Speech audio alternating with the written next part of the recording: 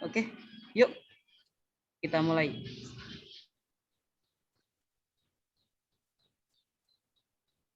Udah, Mbak.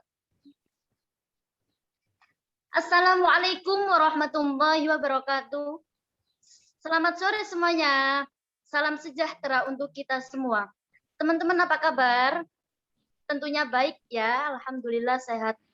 Dan saya ucapkan terima kasih juga kepada teman-teman yang sudah hadir pada acara ngeteh ngobrol tentang hukum. Di acara ngeteh kali ini kita akan membahas tema tentang hukum pemerintahan daerah. Tentunya kita semua ingin mengetahui apa sih pemerintahan daerah itu. Kemudian bagaimana sih hubungan pemerintahan daerah dengan pemerintahan pusat.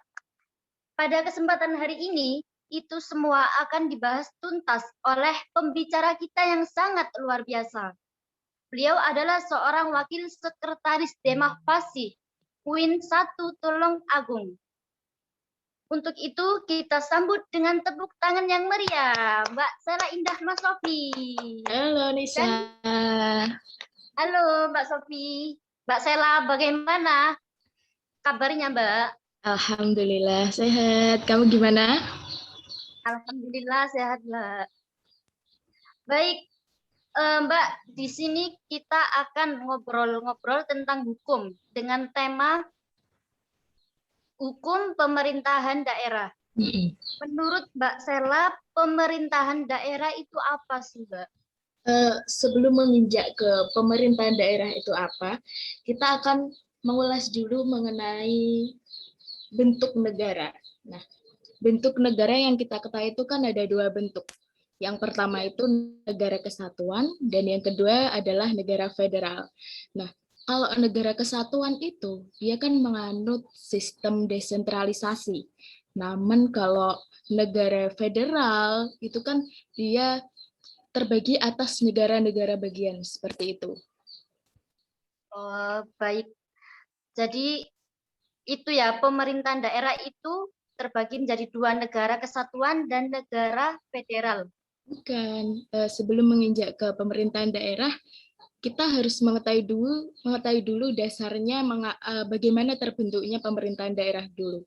Nah, kalau Indonesia sendiri itu kan menganut sebagai negara kesatuan, yakni menggunakan sistem desentralisasi. Nah, perbedaan dari negara kesatuan dan negara federal itu bisa dilihat dari kekuasaan legislatifnya, atau juga dari konsep kedaulatannya maupun dari teori kepemerintahannya. Baik. Kalau dilihat dari sudut legislatif, negara kesatuan itu kan seperti di Indonesia sendiri, kekuasaan legislatifnya itu tertinggi, terpusat dalam satu badan legislatif. Tapi beda lagi kalau negara federal. Negara federal itu terbagi menjadi dua. Itu ada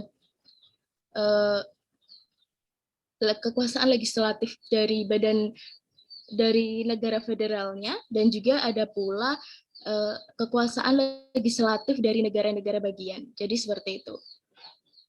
Jadi perbedaannya terlihat pada kekuasaan legislatifnya, Mbak. Iya, benar. Yang kedua itu bisa kita lihat dari konsep kedaulatannya. Nah, kalau dari negara federal ini, dia ada kedaulatan intern dan ekstern. Kalau kedaulatan internnya itu adalah kedaulatan dari negara bagiannya.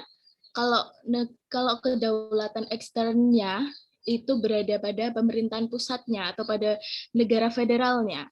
Nah, tapi kalau dalam negara kesatuan, kedaulatan intern dan ekstern itu berada pada satu pusat, yaitu pada pemerintahan pusat. Nah, kemudian yang ketiga tadi, kita bisa melihat perbedaan antara negara kesatuan dan negara federal ini melalui teori pemerintahannya. Kalau dalam negara federal ini, dia terbentuk melalui dua tahap. Yang pertama itu adanya pengakuan atas negara-negara bagiannya itu secara independen. Yang kemudian mereka akan membuat kesepakatan untuk membentuk suatu negara federal. Namun kalau dalam negara kesatuan ini, itu seluruh wilayah dari suatu negara itu adalah satu negara. Seperti itu. Baik, sangat luar biasa ya jawabannya Mbak Sela. Kita lanjut ya Mbak. Oke, kembali ke kalau negara kesatuan itu tadi kan menggunakan sistem desentralisasi ya. Desentralisasi itu sendiri kan merupakan suatu pelimpahan kewenangan dari pemerintah pusat kepada pemerintah daerah.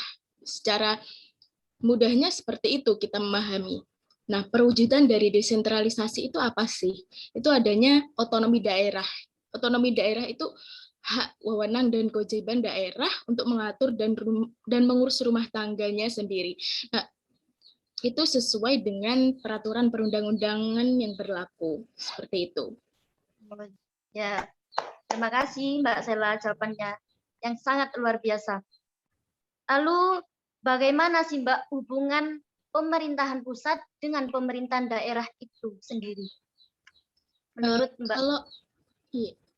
Kalau mengenai hubungan pemerintah pusat dan pemerintah daerah itu sudah diatur dalam pasal 18A Undang-Undang Dasar 1945. Di situ sudah ditentukan bahwasanya adanya hubungan wewenang antara pemerintah pusat dengan pemerintah daerah, provinsi, kabupaten, kota, ataupun adanya hubungan antara provinsi dengan pemerintah dari kabupaten, kota. Nah, kemudian yang kedua itu juga diatur mengenai hubungan keuangan, pelayanan umum, dan juga pemanfaatan sumber daya alam. Baik, jadi keduanya itu sangat berkesinambungan ya, Mbak? Iya, benar sekali. Nah, kalau di sini pemerintah nasional itu dalam sistemnya bisa kita ketahui menjadi dua. Nah, yang pertama itu adanya subsistem dari pemerintah pusat. Kalau subsistem dari pemerintah pusat itu kan adanya presiden dan juga para menteri. Yang kedua itu ada subsistem pemerintah daerah. Nah, di sini subsistem tersebut terdiri atas gubernur dan juga DPRD provinsi, kemudian ada juga kabupaten kota dengan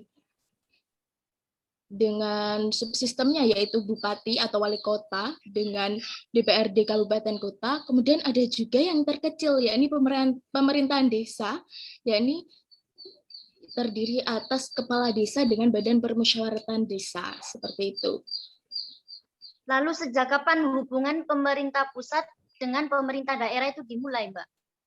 Kalau kita melihat kembali pada sejarah ini, pengaturan antara hubungan pusat dengan pemerintah daerah ini sudah dimulai sejak ditetapkan Undang-Undang 1945.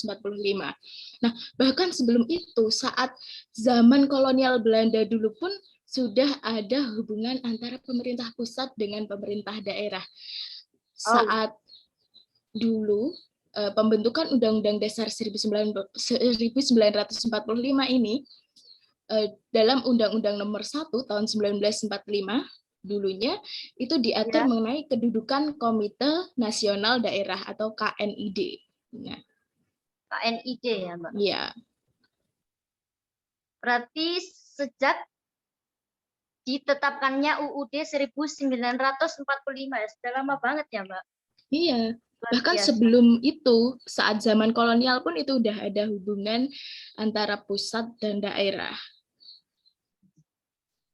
Terus bagaimana sistem penyerahan kewenangan pemerintahan pusat kepada daerah, Mbak?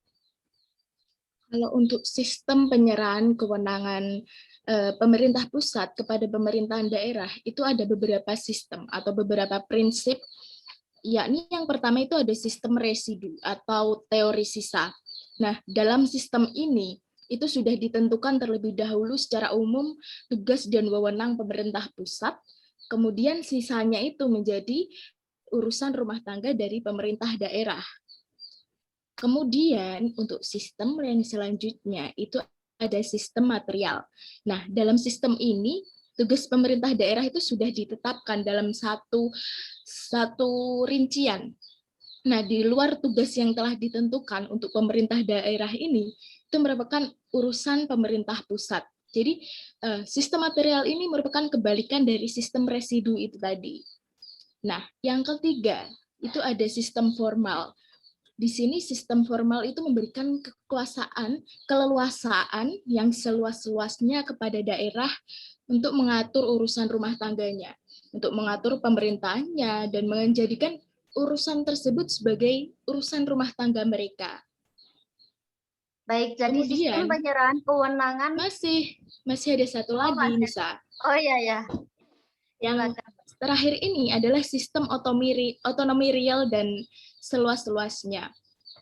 Nah, di sini sistem ini penyerahan urusan dan tugas-tugas serta kewenangan kepada daerah itu tadi didasarkan pada faktor yang nyata atau real sesuai dengan kebutuhan yang ada dalam suatu daerah itu, sehingga hubungan antara pemerintah pusat dan daerah dapat menumbuhkan kehidupan masyarakat sesuai dengan kondisi masyarakat itu. Baik, jadi ada 4 sistem ya, Mbak. Betul. Yang pertama sistem residu, kedua sistem material, yang ketiga sistem otonomi real ya, Mbak. Iya. Yang keempat sistem formal. Ya, baik itu sistem-sistem yang penyerahan kewenangan pemerintah pusat kepada daerah. Kalau untuk saat ini prinsip otonomi daerah menggunakan yang seperti apa, Mbak? Kalau untuk saat ini di Indonesia itu menggunakan prinsip otonomi yang seluas-luasnya. Nah, di sini pemerintah daerah diberikan kewenangan untuk mengurus dan mengatur semua urusan pemerintahannya, yang itu semua di luar urusan pemerintah. Dan itu semua sudah ditetapkan dalam undang-undang. Nah, di sini pemerintah daerah itu sudah memiliki kewenangan untuk membuat kebijakan daerah. Di sini kebijakan tersebut untuk memberikan pelayanan, kemudian meningkatkan peran, kemudian prakarsa, dan memberdayakan masyarakat. Tentunya itu semua bertujuan untuk meningkatkan kesejahteraan dari rakyat daerah itu. Baik, itu otonomi daerah yang menggunakan prinsip otonomi seluas-luasnya, dalam arti daerah diberikan kewenangan mengurus dan mengatur semua urusan ya, Mbak. Yeah.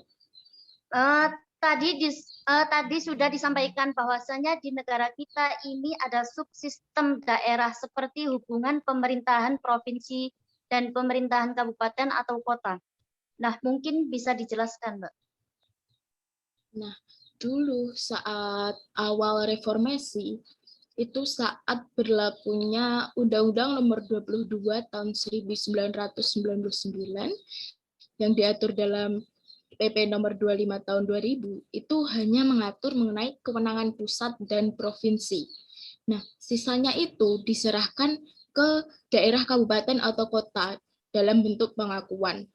Nah, karena pada zaman itu hanya diatur antara kewenangan pusat dan provinsi, di sini menciptakan berbagai polemik, berbagai masalah, karena antara kewenangan tingkat pemerintahan itu saling mengklaim untuk urusan-urusan pemerintahan yang menghasilkan revenues atau suatu penerimaan. Nah, sedangkan urusan pemerintahan yang bersifat pengeluaran itu cenderung diabaikan, bahkan dikembalikan lagi ke pusat. Kemudian pada Undang-Undang Nomor 22 tahun 1999 tadi, nah itu merupakan produk pertama di era reformasi. Nah, di situ menimbulkan berbagai permasalahan juga dalam hierarki dan koordinasi antara kedua tingkat pemerintahan. Nah, di sini antara pemerintahan itu menjadi terputus. Provinsi ini sebagai intermediasi pusat daerah. Mereka juga, pemerintah daerah provinsi ini juga kehilangan peran karena jalur relasi antara pusat dengan kabupaten kan bersifat langsung, karena tidak ada aturan untuk menghubungkan antara provinsi dengan kota. Nah, baik secara administratif maupun politik pada masa itu sering timbul permasalahan. Jadi itu ya, Mbak, Iya. penjelasannya. Kemudian setelah adanya Undang-Undang Nomor 32 Tahun 2004, nah, pelan-pelan ini mulai memperbaiki keadaan hubungan pemerintah pada saat itu. Nah, di sini ada upaya rekonstruksi. Sangat jelas Mana itu, Bu? ditetapkannya pada PP nomor 23 tahun 2011 tentang perubahan atas peraturan pemerintah nomor 19 tahun 2010 mengenai tata cara pelaksanaan tugas dan wewenang serta kedudukan keuangan gubernur sebagai wakil pemerintah di wilayah provinsi. Nah, di sini mulai diatur mengenai hubungan antara pemerintah provinsi dengan pemerintah kabupaten atau kota.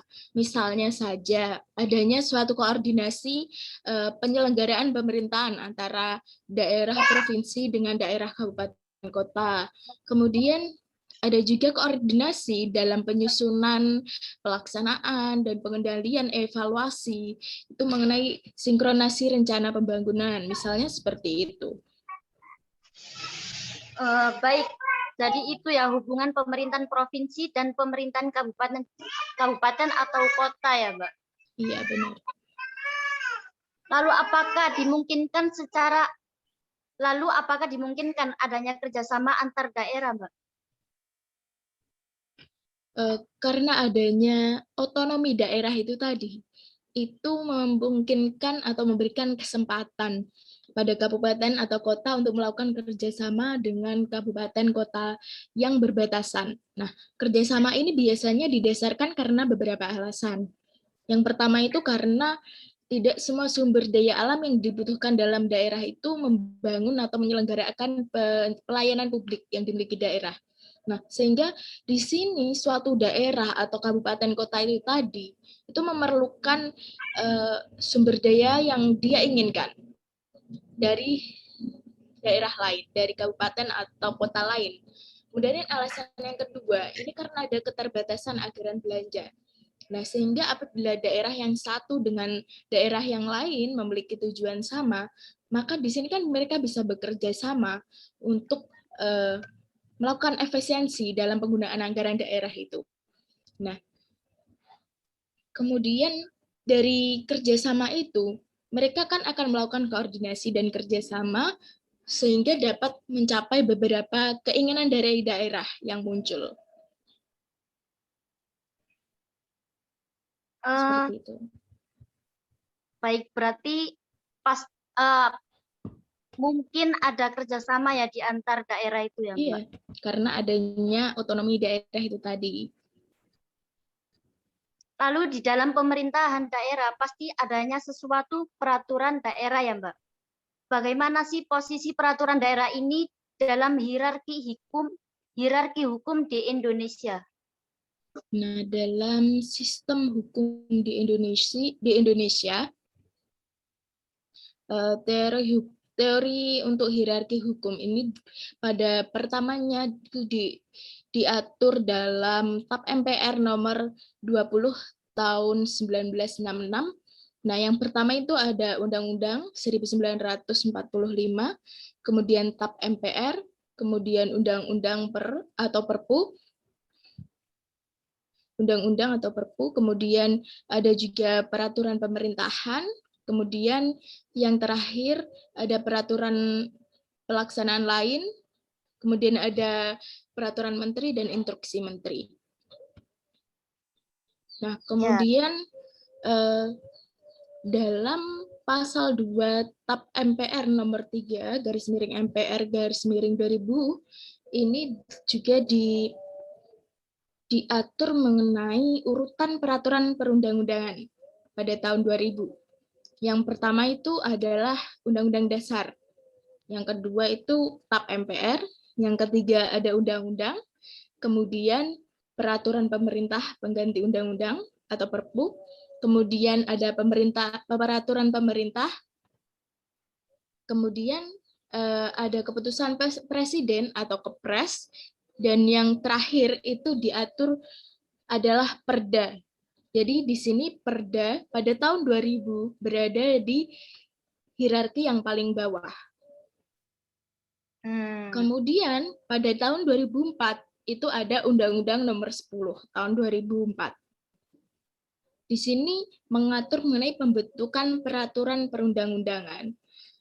Nah, di sini hierarkinya yang pertama adalah Undang-Undang Dasar Negara Republik Indonesia tahun 1945. Yang kedua itu ada undang-undang atau peraturan pemerintah pengganti undang-undang. Yang ketiga peraturan pemerintah, yang keempat ada peraturan presiden, dan yang kelima itu peraturan daerah. Jadi di tahun 2004 itu peraturan daerah masih tetap pada hierarki yang paling bawah. Kemudian di tahun 2011 itu ada Undang-Undang Nomor 12 tahun 2011 tentang pembentukan peraturan perundang-undangan. Nah, di sini hierarki perundang-undangannya yang pertama itu ada Undang-Undang Dasar tahun 1945, kemudian ada juga ketetapan Majelis Permusyawaratan Rakyat atau TAP MPR, kemudian yang ketiga itu ada undang-undang dan peraturan pemerintah pengganti undang-undang, yang keempat itu ada peraturan pemerintah, yang kelima peraturan presiden, yang keenam peraturan daerah provinsi, dan yang ketujuh itu ada peraturan daerah kabupaten kota. Nah, di tahun 2011 ini, di bawah peraturan daerah provinsi, itu ada peraturan daerah kabupaten kota, sehingga hierarki hukum dalam Indonesia saat ini, peraturan daerah itu masih berada di paling bawah, tapi di sini sudah diuraikan bahwasanya peraturan daerah itu yang teratas adalah peraturan daerah provinsi, kemudian peraturan daerah kabupaten atau kota. Baik, jadi itu ya Mbak, hierarki hukum di Indonesia. Luar biasa sekali. Suatu perundangan dibuat pasti memiliki fungsi dan tujuan ya Mbak. Fungsi dari peraturan daerah itu sendiri apa Mbak? Bicara mengenai fungsi dari peraturan daerah, itu ada beberapa fungsi. Yang pertama itu ada fungsi stabilitas. Nah, peraturan daerah itu berfungsi di bidang ketertiban dan keamanan. Di sini kaidah yang terutama yaitu menjamin stabilitas dalam masyarakat di dalam suatu daerah. Nah, kaidah stabilitas itu bisa mencakup ekonomi, misalnya mengenai pengaturan kerja, upah, kemudian pengaturan mengenai tata cara perniagaan, dan juga yang lainnya. Kemudian di lapangan pengawasan terhadap budaya luar, itu dapat berfungsi menstabilkan sistem sosial budaya yang telah ada. Nah, selain fungsi stabilitas itu tadi, itu juga ada fungsi perubahan. Di sini, peraturan daerah itu diciptakan dan dibentuk untuk mendorong perubahan dalam suatu masyarakat. Juga perubahan terhadap aparatur pemerintahan, baik berkenaan mengenai tata kerja maupun mekanisme kerja, ataupun melakukan perubahan terhadap kinerja mereka itu sendiri. Sehingga di sini peraturan daerah itu berfungsi sebagai sarana pembaharuan. Kemudian ada juga fungsi kemudahan. Di sini peraturan daerah itu mengatur berbagai kemudahan atau fasilitas. Nah, dengan adanya peraturan daerah itu yang berisi mengenai perencanaan, tata perizinan, struktur permodalan dalam penanaman modal, kemudian berbagai ketentuan lain, misalnya itu merupakan contoh dari kaidah-kaidah kemudahan itu tadi. Kemudian ada juga di sini fungsi kepastian hukum. Nah, kepastian hukum itu merupakan asas yang paling penting. Nah, di sini karena kepastian hukum itu berkenaan dengan tindakan hukum dan penegakan hukum. Nah, kepastian hukum dari peraturan daerah itu tidak semata-mata hanya berbentuk suatu aturan yang tertulis. Oleh karena itu, untuk membentuk peraturan daerah itu sendiri harus benar-benar menjamin kepastian hukum dan memenuhi syarat-syarat yang jelas dalam perumusannya. Karena di sini harus diperlukan konsisten dalam perumusan untuk peraturan daerah itu sendiri. Serta dalam suatu perumusan peraturan daerah itu harus menggunakan bahasa yang tepat supaya mudah dimengerti. Baik, jadi fungsi dari peraturan daerah itu ada 4 ya, Mbak. Yang pertama fungsi stabilitas, yang kedua fungsi perubahan, ketiga fungsi kemudahan, dan keempat fungsi kepastian hukum.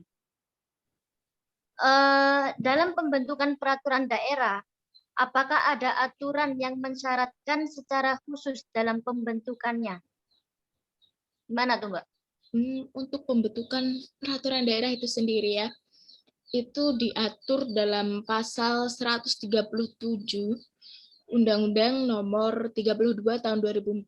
Di sini ditentukan bahwasanya perda itu harus dibentuk berdasarkan beberapa asas. Yang pertama itu adanya kejelasan tujuan. Jadi tujuan dari perda yang akan dibentuk itu tidak boleh menyimpang dari tujuan yang telah digariskan oleh dasar filosofis, yuridis, dan sosiologis dalam pembentukan perda. Kemudian kelembagaan atau organ pembentuk itu harus tepat. Artinya di sini peraturan daerah itu harus dibentuk oleh usulan Dewan Perwakilan Rakyat Daerah. Nah, atau oleh kepala daerah itu sendiri. Kemudian peraturan daerah itu dibahas bersama antara lembaga legislatif dengan lembaga eksekutif dan atas persetujuan bersama kedua lembaga tersebut. Kemudian ditetapkan oleh kepala daerah itu. Kemudian untuk azas pembentukan yang selanjutnya itu ada kesesuaian antara jenis dan materi muatan dalam perda. Nah, di sini materi muatan yang terkandung di dalam peraturan daerah atau perda itu harus dibentuk sesuai dengan jenis perdanya. Kemudian yang keempat itu harus menganut asas dapat dilaksanakan. Artinya ketika suatu perda atau peraturan daerah yang akan dibentuk, ia akan menjadi pedoman atau perilaku sebagai seluruh semua pihak serta ketentuan pasal atau normanya dalam perda itu dapat diimplementasikan atau dapat dilaksanakan. Jadi peraturan tersebut harus bisa dilakukan oleh seluruh pihak yang terkait. Baik, Mbak. Dalam menentukan materi muatan, apakah ada aturannya juga, Mbak? Nah, itu tadi udah diatur. Oh ya, sebelum itu tadi belum selesai ya. Ya. Dalam menentukan materi muatan, ini akan dibahas setelah yang ini.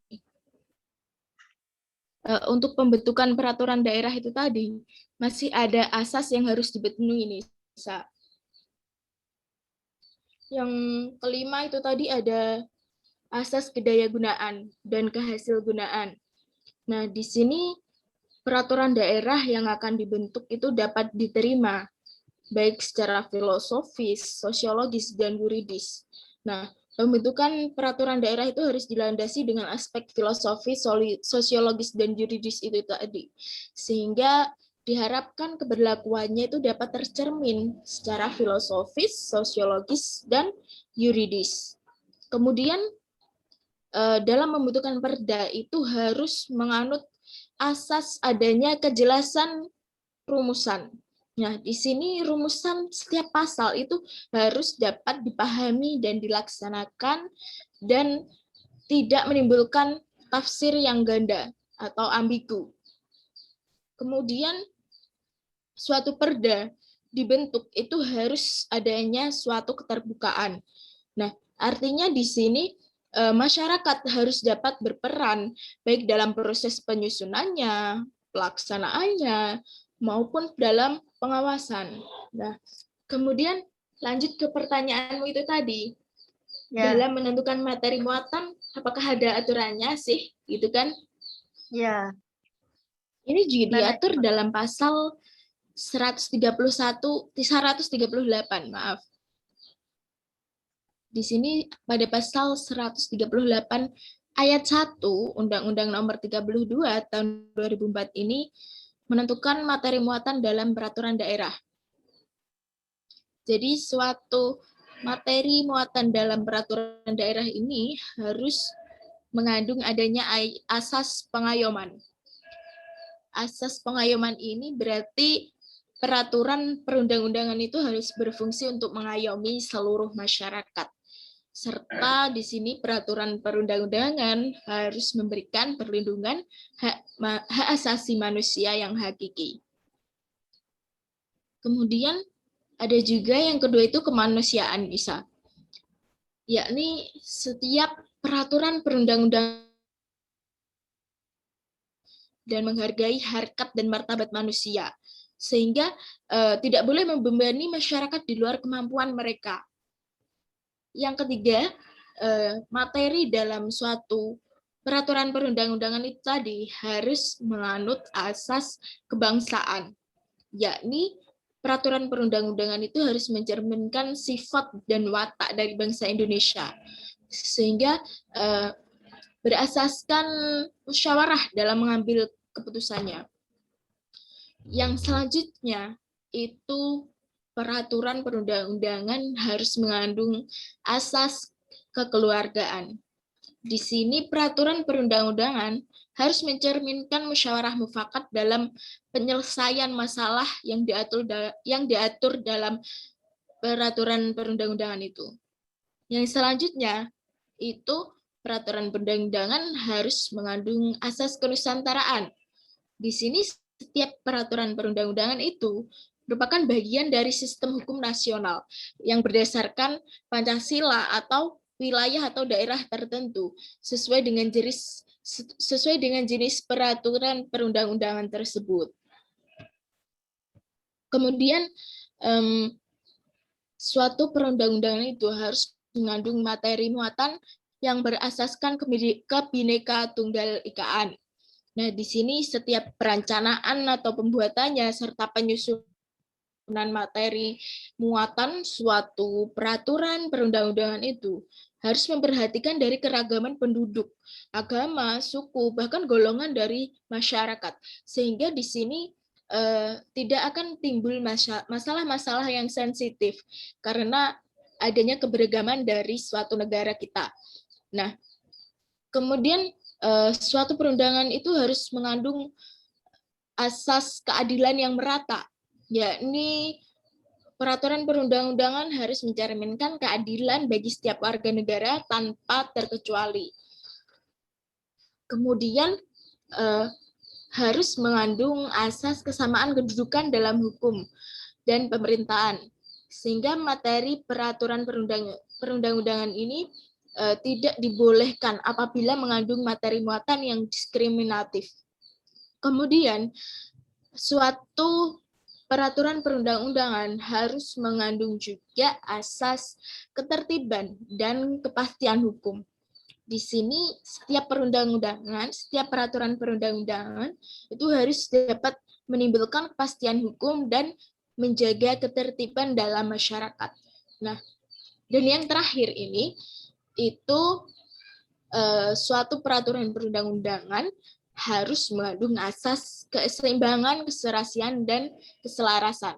Nah, di sini peraturan perundang-undangan itu materi muatannya atau isinya harus mencerminkan keseimbangan, keserasian, dan keselarasan antar kepentingan individu dalam masyarakat. Dan juga adanya keselarasan dalam berbangsa dan bernegara. Baik, sangat luar biasa jawabannya, penjelasan dari Mbak Sela ya. Itulah obrolan hukum ya Mbak, tentang hukum pemerintahan daerah ya Mbak. Mbak Sela, sebelum saya tutup, saya mempersilahkan Mbak Sela untuk menyampaikan closing statement-nya Mbak. Baik. Berbicara mengenai peraturan daerah, di sini suatu peraturan daerah itu atau seluruh suatu pembentukan peraturan perundang-undangan itu harus mengacu pada ketiga landasan itu sebagaimana disampaikan oleh Bagirmanan. Nah, di sini suatu peraturan atau perundang-undangan itu harus mengacu pada landasan yuridis, juga landasan sosiologis, dan juga mengacu pada landasan filosofis. Nah, karena fungsi suatu peraturan perundang-undangan itu adalah menjaga antara hak dan kewajiban dalam suatu masyarakat supaya seimbang serta menimbulkan atau menjaga ketertiban dalam suatu masyarakat. Mengapa ketiga landasan itu sangat penting?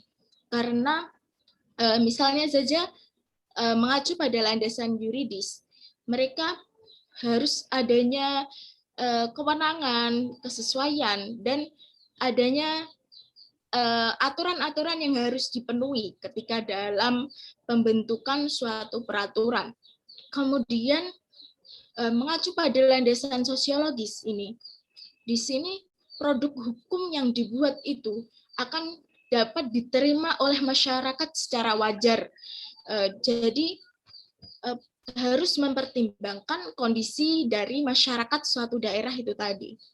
Kemudian apabila mengacu pada landasan filosofis ini, itu harus berkaitan dengan nilai dan tujuan suatu hukum itu. Sehingga nilai dan tujuan itu haruslah sangat jelas-jelas diungkapkan mengapa suatu hukum itu dibentuk. Seperti itu. Baik, sangat luar biasa ya Mbak. Terima kasih saya ucapkan kepada Mbak Sela yang sudah berbagi ilmu yang luar biasa terkait dengan pemerintahan daerah. Juga terima kasih kepada penyelenggara panitia yang begitu hebat, bersemangat, sehingga acara pada sore hari ini berjalan dengan lancar. Dan terakhir, sebagai penutup, saya akan sedikit menyimpulkan dari hukum pemerintahan daerah. Pemerintahan daerah adalah negara kesatuan dan negara federal. Dan untuk membedakan kedua bentuk negara tersebut secara khusus dapat dilihat dari kekuasaan legislatif atau dari konsep kedaulatan maupun dari teori pemerintah.